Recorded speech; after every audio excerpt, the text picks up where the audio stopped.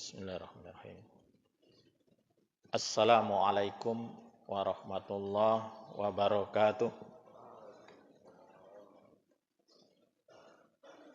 Alhamdulillahilladzi ahyana ba'dama amatana wa ilaihin nusyur. Asyhadu an la ilaha illallah wahdahu la syarikalah wa asyhadu anna Muhammadan abduhu wa rasuluhu la nabiyya ba'da.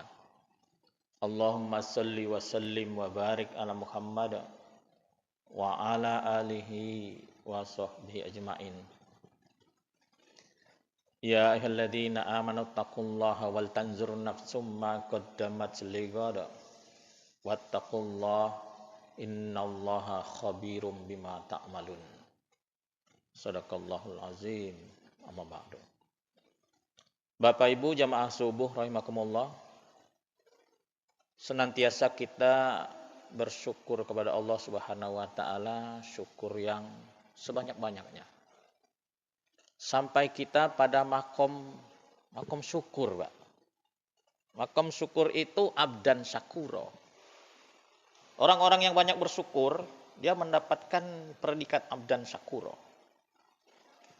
Salah satu ciri orang yang mendapatkan predikat abdan syakuro, dia senantiasa mengucapkan alhamdulillah yang banyak. Kalau kita belum banyak mengucapkan kalimat itu, berarti kita belum mendapatkan predikat abdan syakuro. Karena salah satu ciri orang bersyukur itu dia banyak mengucapkan kalimat-kalimat syukur, alhamdulillah. Banyak, Pak. Banyaknya tidak terhitung. Bapak Ibu jamaah subuh rahimakumullah, kita sudah berada di tahun baru Hijriah 1446 Hijriah. Baru berumur berapa hari ini, Pak? Hari Minggu. 6 hari. Ya, Pak? 6 hari. 6 hari dengan ini, Pak ya. 6 Muharram. Ada baiknya di awal tahun ini kita kembali untuk mengevaluasi. Ada baiknya juga di awal tahun ini kita untuk membuat program agar diri kita ini bisa menjadi lebih baik ke depan. Banyak orang, Bapak Ibu mohon maaf, pergantian tahun ini tidak menjadi problem buat dia. Dia tidak pernah muhasabah diri, tidak pernah. Tidak pernah koreksi diri. Umurnya senantiasa bertambah, tapi dia tidak pernah bertambah di dalam kesadaran. Tapi dia tidak pernah bertambah di dalam ketaatan kepada Allah. Nah, ini termasuk orang yang merugi, Bapak Ibu. Kalau kita melihat hadis riwayat Hakim itu kan seperti itu. Siapa yang hari ini lebih baik dari hari kemarin, itulah orang yang beruntung. Tapi kalau hari ininya sama dengan hari kemarin, itulah orang merugi. Seperti itu saja ibadahnya, seperti itu saja pemahamannya, tidak ada peningkatan, itu orang yang merugi. Tapi kalau terjadi hari ini lebih buruk dari hari kemarin, nah itulah orang yang celaka. Mudah-mudahan itu tidak termasuk kita, Bapak Ibu. Kita ini menginginkan diri kita ini menjadi orang yang beruntung. Tentunya ada banyak kiat-kiat, amal-amal soleh yang harus kita tingkatkan kembali. Di awal tahun ini adalah sebuah momentum yang sangat baik. Kalau kita ingin mengevaluasi kembali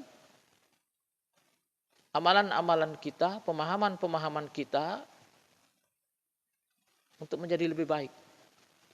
Ini hari yang paling tepat. Di awal tahun inilah kalau kita ingin membuat sebuah planning, Bapak Ibu. Planning atau perencanaan ke depan. Baik itu untuk 1 minggu, 1 bulan, 1 tahun ke depan. Karena kalau tidak ada sebuah planning di dalam diri kita ini Pak, ada orang yang buat planning itu, atau ada orang yang muhasabah dirinya itu bukan di akhir atau di awal tahun, tapi setiap malam. Ada sahabat yang muhasabah, menghitung atau mengevaluasi dirinya itu setiap malam. Akan tidur dia ingat-ingat kembali, oh hari ini yang sudah dikerjakan, hari ini yang belum dikerjakan, seperti itu. Sehingga besok dia mempunyai azam, apa-apa yang belum dikerjakan dalam hal kebaikan, besok dia kerjakan. Sehingga di dalam batinnya apa yang sudah terlanjur melakukan kesalahan, besok dia tidak lakukan lagi. Itu sahabat Bapak Ibu, itu bisa ditiru. Sahabat Rasul juga pernah mengatakan, dan ini sangat familiar di telinga kita. Sahabat Rasulullah Umar bin Khattab, hasibu anfusakum qabla an tuhasabu. Ini Umar bin Khattab awalnya mengatakan ini Bapak Ibu. Hitung-hitung diri kalian, adalah kalian menghisap diri kalian sebelum kalian dihisap. Jadi sebelum kita ini dihisap oleh Allah, kita terlebih dahulu sebaiknya memang kita menghisap diri kita. Menghitung, memperhitungkan. Allah ingatkan kita di dalam Al-Quran surah Al-Hasr. Al-Hasr 8. Ya ayyuhalladzina amanu taqullaha wal tanzur nafsum ma qaddamat lighad. Ini kan Allah ingatkan kita. Wahai orang-orang yang beriman, bertakwalah kepada Allah. Ini seruan Allah Bapak, Ibu. Dan hendaklah setiap diri memperhatikan apa yang sudah diusahakannya untuk hari esok. Kata Pak Asril, bukan hari besok Pak. Kalau besok itu hari di dunia, kalau hari esok itu hari akhirat. Ada benarnya juga. Ada pemahaman yang agak beda. Besok dengan esok itu kalau sekilas sama Pak. Tapi kalau kita teliti-teliti, hari kiamat itu bukan besok ternyata. Itu hari esok, hari kebangkitan, hari abadi. Tidak ada lagi hari setelah itu. Itu hari yang kekal. Ada 2 tempat di hari esok itu. Tempat yang sangat mengerikan itu nar namanya. Neraka, Pak. Tempat yang sangat indah, sangat menyenangkan itu jannah. Surga. Surga itu atau jannah itu bertingkat-tingkat. Jelaskan di dalam hadis, al-jannah itu mempunyai 100 tingkatan. 1 tingkatan itu antara langit dengan bumi. Setiap orang di dalam jannah tidak ada yang iri. Setiap orang di dalam jannah itu melihat saudaranya, merasa saudaranya lebih baik. Padahal dia itu, Pak, di tingkatan yang tinggi. Umpama kita masuk surga, insya Allah, Pak. Kita di surga yang paling tinggi. Kemudian kita jalan-jalan, Bapak Ibu. Ini ilustrasi saya. Kita jalan-jalan, ingin melihat keindahan surga yang di bawah. Karena kita di atas kan paling tinggi. Kita ingin melihat surga, ingin keliling-keliling. Bisa Pak. Orang surga bisa keliling-keliling. Bisa tamasa melihat saudara-saudaranya yang di surga Aden, di surga Ma'wa.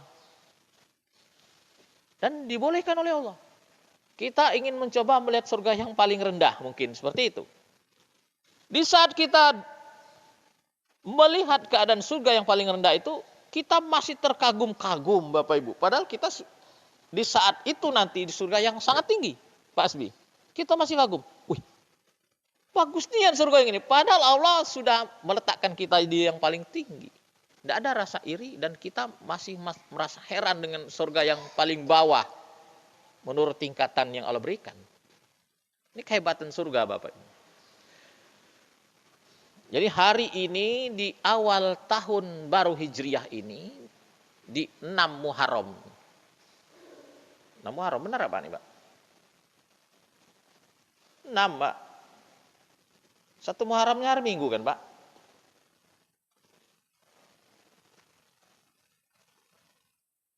Nah ini mari kita bermuhasabah kembali. Mari kita evaluasi, mari kita membuat sebuah planning. Sebelum kita membuat planning atau perencanaan itu, tentunya kita muhasabah dulu. Di dalam muhasabah ini kita cara mengkalkulasi. Bukan kalkulasi modal kita di dunia, bukan Pak. Modal kita jualan, bukan. Kalkulasi tentang amal kebaikan. Hitung-hitungan apa yang sudah kita lakukan dalam hal kebaikan.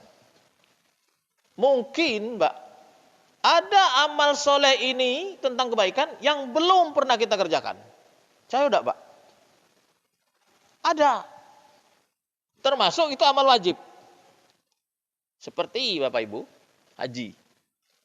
Kalau kita termasuk orang yang tidak mampu, memang tidak wajib Pak. Tapi kan itu belum pernah dikerjakan. Atau ada amal yang lain yang belum pernah kita kerjakan. Amal sunnah contoh. Hari ini Bapak Ibu, ada orang, ini yang kita bicarakan ini orang Islam Pak. Dia hampir mati, dia belum pernah mengerjakan amal sunnah yang muakkad. Apa itu? Misal berkorban. Ada Pak. Taruhlah dia juga tidak mampu. Tidak diberatkan. Tapi ada amal sunnah muakkad yang tidak memerlukan biaya. Tidak memerlukan biaya. Banyak Bapak Ibu. Sholat tahajud. Ada orang hari ini hampir mati. Kalau bicara tentang tahajud, dia belum pernah tahajud Pak. Atau puasa sunnah. Ada Pak. Puasa sunnah itu ada yang muakkad juga itu. Bapak Ibu jamaah subuh rahimakumullah. Mengevaluasi atau menghitung-hitung diri kita ini saya katakan sangat penting.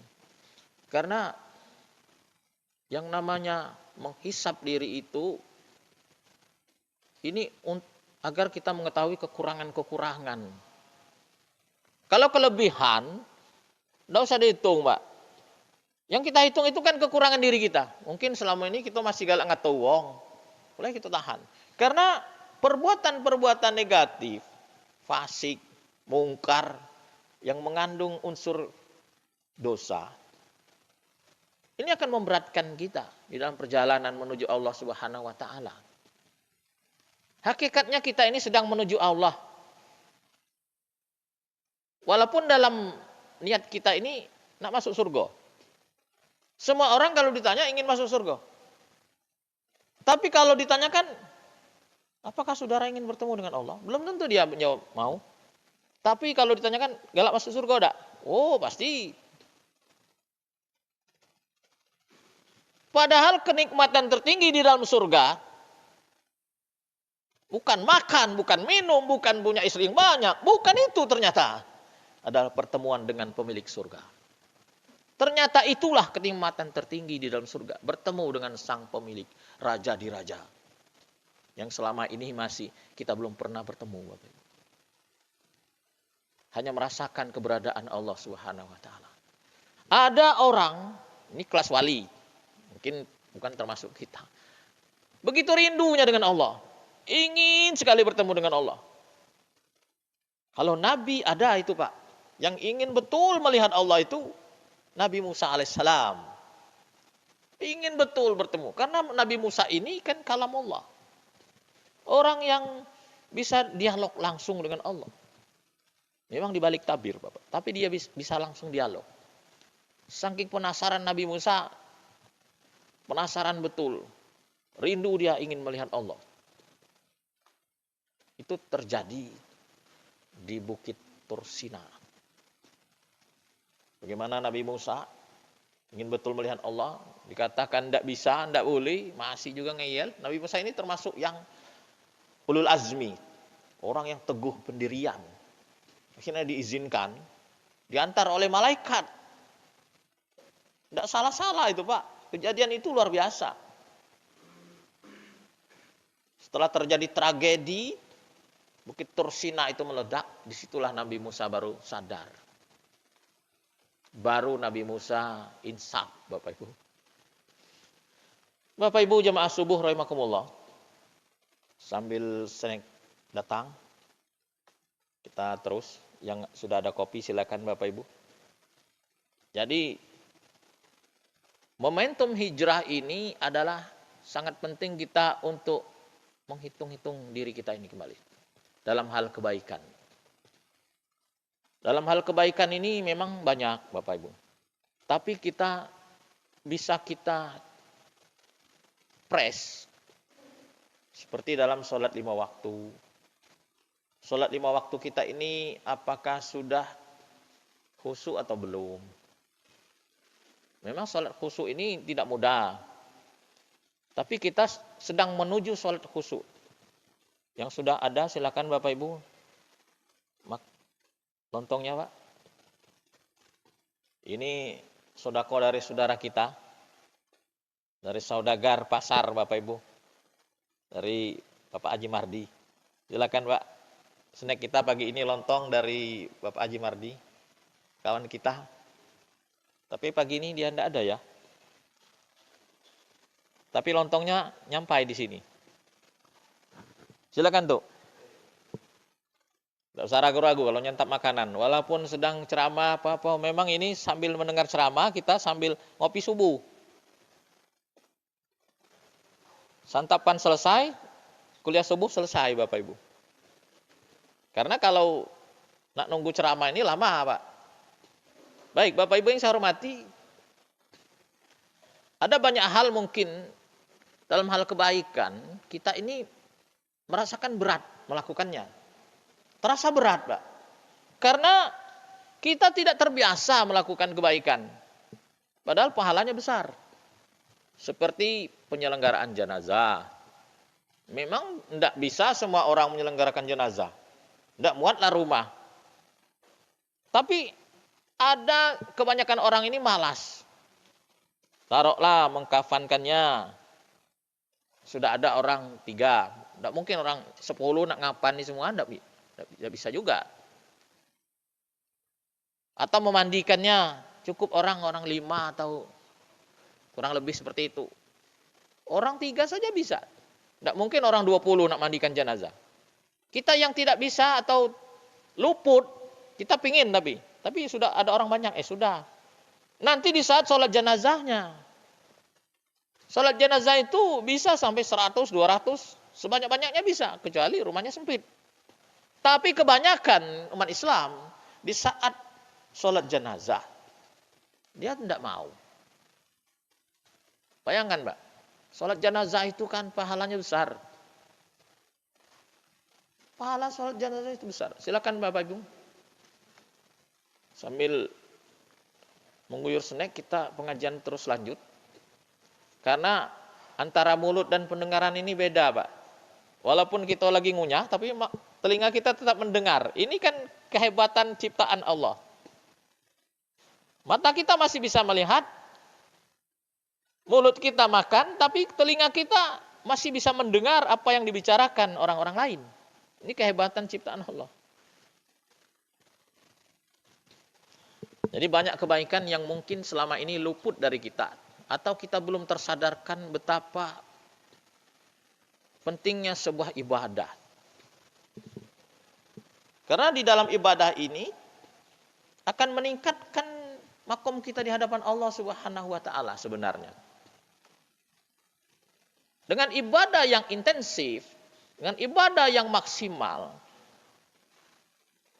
hubungan kita dengan Allah ini akan semakin dekat. Akan semakin akrab. Kebanyakan manusia ini hubungannya dengan Allah ini belum diperhitungkannya. Biasa-biasa saja. Tidak ada rasa penyesalan kalau tidak ibadah. Tidak ada rasa rindu ingin bertemu Allah. Tidak ada rasa berdosa kalau tidak menyapa Allah. Biasa saja. Tidak ada rasa penyesalan kalau hari itu dia tidak berzikir, tidak mengingat-ingat Allah. Padahal Allah kan selalu ingatkan kita, ya ayyuhalladzina amanu dzkurullaha dzikran katsira. Ingat Allah sebanyak-banyaknya. Inilah yang membuat koneksi kita dengan Allah itu buruk. Sinyal kita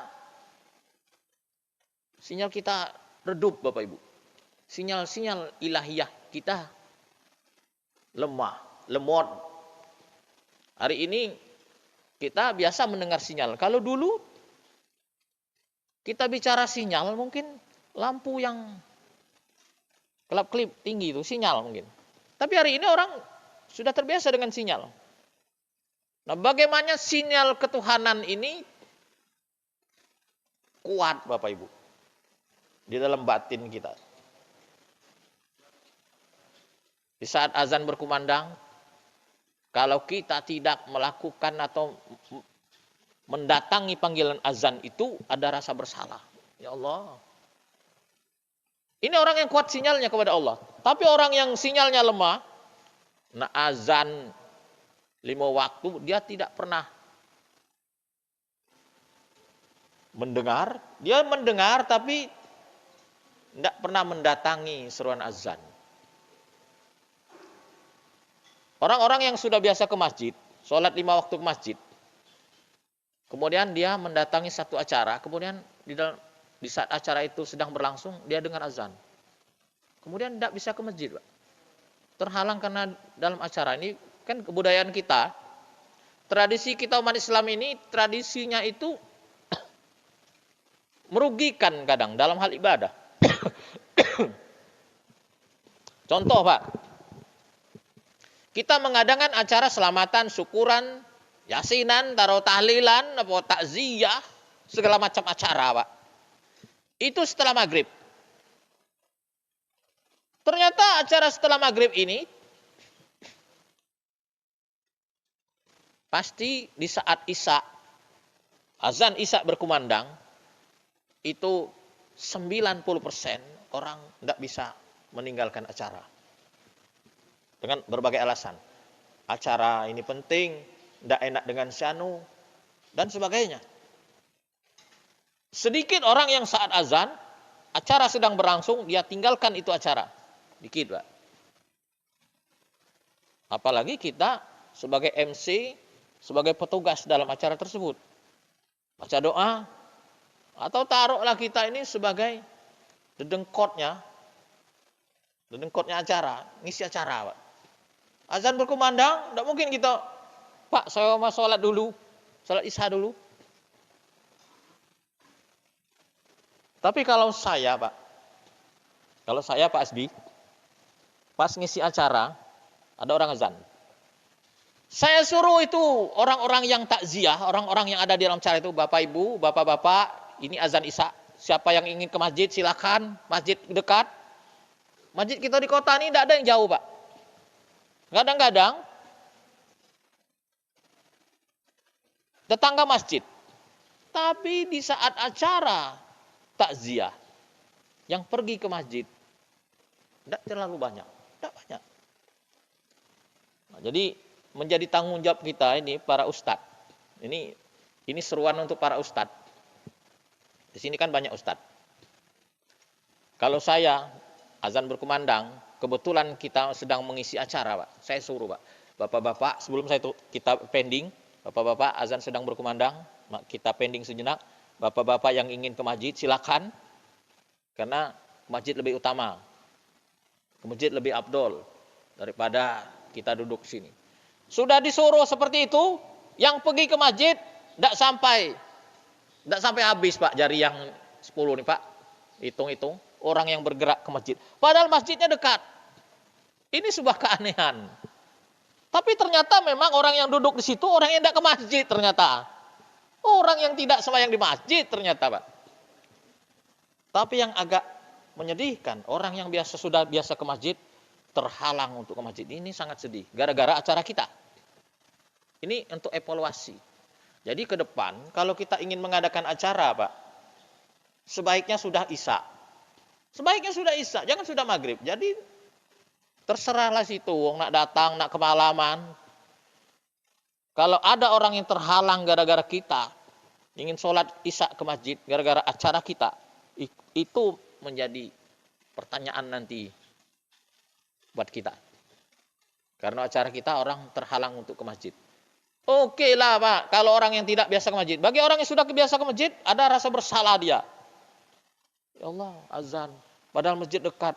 Nak pergi, ada wali kota ini. Ada pembesar linggau ini. Cak mana ini?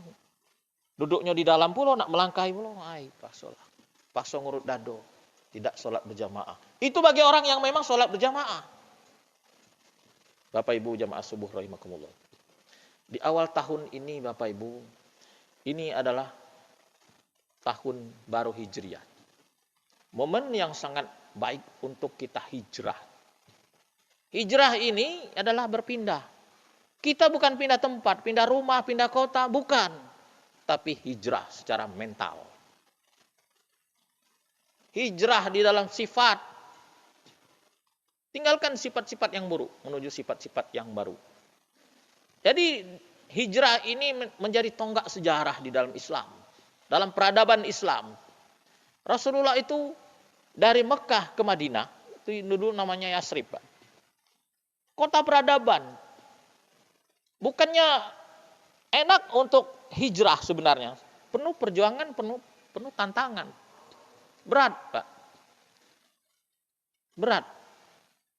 Kita bekerja, Pak. Dari tempat basah menuju tempat kering saja susah mungkin. Dulu bekerja tempat basah, tahu-tahu ditaruh di tempat kering. Mulai gelisah. Atau dulu dikasih jabatan, sekarang tidak. Mulai susah.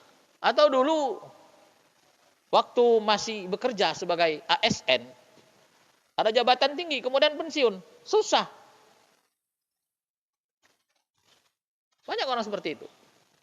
Tapi bagi orang-orang yang sudah mendekatkan diri kepada Allah, nak pensiun, nak tatik jabatan, tidak menjadi masalah. Jadi hijrah ini adalah hijrah mental Bapak Ibu. Meninggalkan hal-hal yang negatif. Gawi-gawi tidak keruan mulai tinggal. Mulai menahan diri, mungkin kita galak ngomong wong, mulai menahan diri. Agak ditahan. Perbanyak istighfar, perbanyak zikir, perbanyak sholawat. Istighfar ini penting, Pak. Istighfar untuk menetralkan batin kita. Karena dosa ini akan membuat gelisah, akan membuat berat, akan membuat galau. Itu dampak dari sebuah dosa. Tapi tobat atau istighfar ini akan menenangkan.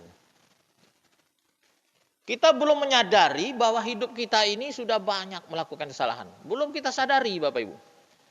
Kesadaran itu kalau kita, kesadaran yang sangat tinggi, itu akan meneteskan air mata. Ya Allah. Kesadaran yang tinggi itu kita pasti akan ingat dengan perpisahan dengan dunia fana ini. Jadi di saat kita tersadarkan, disitulah kita akan rasa penyesalan yang sangat mendalam. Ngapola dulu dari dulu ke masjid. Ngapola dari dulu ndak gawikan tahajud. Cobalah dari dulu. Cobalah. Tapi penyesalan tidak akan datang di depan. Tapi Bapak Ibu, tidak ada istilah terlambat.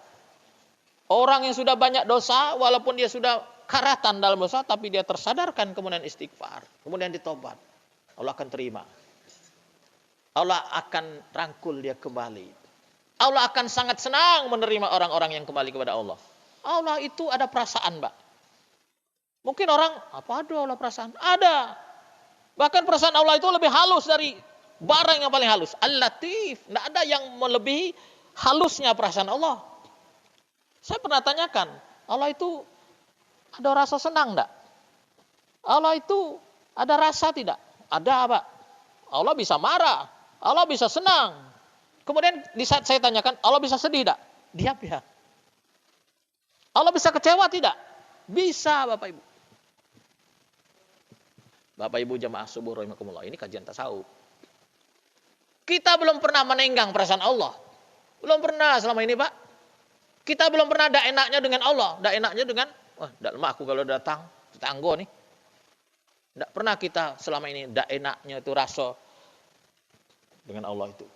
Ini harus kita tingkatkan hubungan kita dengan Allah, koneksi kita ini. Dengan banyak mengingat-ingat Allah, dengan banyak istighfar, dengan banyak bersolawat. Kita belum pernah merasa bersalah dengan Allah. Kita baru sering merasa bersalah itu dengan dosa kita saja. Tapi kita belum pernah bersalah dengan Allah. Ya Allah, salah aku dengan Engkau ya Allah. Lah jauh aku dengan Engkau ya Allah. Di awal hijrah ini, tahun baru hijriah ini, mari kita dekatkan kembali diri kita kepada Allah Subhanahu wa taala. Mari kita memaksimalkan dengan ikhtiar yang maksimal. Maksimalkan ikhtiar kita, Pak. Salat, usahakan ke masjid. Istighfar, usahakan sebanyak-banyaknya. Salat Nabi, usahakan sebanyak-banyaknya. Zikir, sebanyak-banyaknya.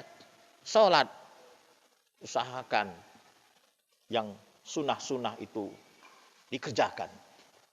Mungkin selama ini kita belum tahajud. Jadikan tahajud itu menjadi amalan malam. Jadikan diri kita ini menjadi orang yang ahli tahajud, Pak. Itu tidak mudah. Memang tidak mudah untuk meningkatkan level kita di hadapan Allah. Tapi inilah, di tahun baru hijriah ini, mari kita membuat planning. Oh, amalan ini yang akan saya utamakan. Atau menghafal Al-Quran. Atau mendawamkan membaca Al-Quran. Surah Tabarok itu salah satu amalan yang harus kita baca setiap hari. Tapi ternyata, tidak. Karena surat Tabarok itu mempunyai khasiat atau fadilah. Bisa melepaskan kita dari azab kubur. Bapak Ibu jamaah subuh rahimakumullah. Kalau ingin kultum ini panjang Pak. Tapi karena snacknya sudah habis, minum sudah habis, silakan Bapak Ibu dihabiskan kembali sisa-sisa minuman yang masih ada. Kalau tidak dihabiskan mubazir. Mudah-mudahan dengan di tahun baru hijrah ini ke depan kita bisa menjadi lebih baik. Dengan amalan yang lebih baik dan maksimal. Pemahaman yang lebih baik lagi. Dan semakin dekat dengan Allah Subhanahu wa taala. Sehingga di saat akhir hayat kita nanti tidak ada lagi yang kita rindukan di dunia ini kecuali Allah Subhanahu wa taala. Terima kasih. Wassalamualaikum warahmatullahi wabarakatuh.